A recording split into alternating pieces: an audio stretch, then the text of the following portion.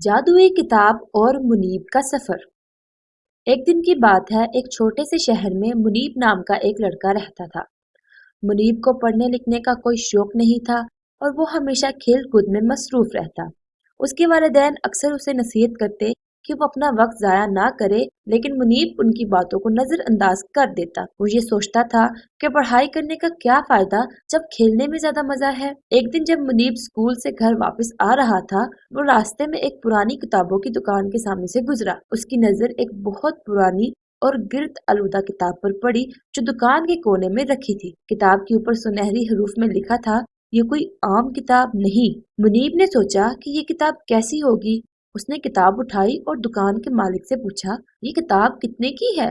دکان کا مالک ایک بوڑھا شخص تھا۔ اس نے مسکراتے ہوئے کہا، یہ کتاب تمہیں مفت میں مل سکتی ہے، لیکن یاد رکھنا یہ جادوئی کتاب ہے۔ اگر تم نے اسے سمجھداری سے استعمال کیا تو یہ تمہیں بہت کچھ سکھائے گی۔ منیب نے مذاق میں کتاب لے لی اور گھر چلا گیا۔ وہ کتاب کو ایک طرف رکھ کر کھیلنے چلا گیا جیسے ہمیشہ کرتا تھا، لیکن رات کو جب وہ سو رہا تھا، کتاب کے صفحے خود بخود پلٹنے لگے اور اچانک کتاب سے روشنی کی ایک کرن نکلی۔ منیب گھبرا کر جاگ گیا اور حیرت سے کتاب کو دیکھنے لگا۔ کتاب کے اندر ایک جملہ چمک رہا تھا، اگر تم علم کے سفر پر جانا چاہتے ہو تو یہ کتاب تمہاری رہنمائی کرے گا۔ منیب کو تجسس ہوا اور اس نے صفحے پلٹنے شروع کیے۔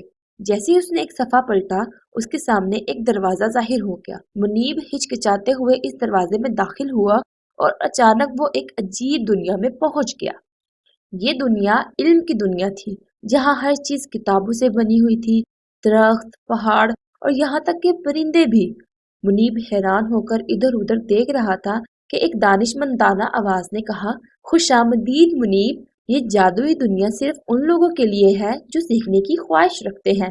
یہاں تمہیں سیکھنے کے کئی مواقع ملیں گے، لیکن شرط یہ ہے کہ تمہیں محنت اور لگن سے کام کرنا ہوگا۔ منیب نے پہلے کبھی علم کو اس نظر سے نہیں دیکھا تھا۔ وہ سیکھنے کے مختلف مراحل سے گزرتا گیا۔ کبھی وہ ریاضی کی جادوئی فارمولے حل کر رہا تھا تو کبھی تاریخ کے پر اسرار قصے سن رہا تھا۔ اسے ہر چیلنج میں مزہ آنے لگا۔ ہر قدم پر اسے نئی چیزیں سیکھنے کو مل رہی تھی اور وہ اپنی ہی سستی اور کاہلی پر شرمندہ ہو رہا تھا۔ جب منیب نے اپنے سارے چیلنجز مکمل کر لیے، کتاب نے اسے واپس حقیقی دنیا میں بھیج دیا۔ وہ بیدار ہوا اور کتاب بند ہو گئی۔ اب منیب ایک بدلا ہوا لڑکا تھا۔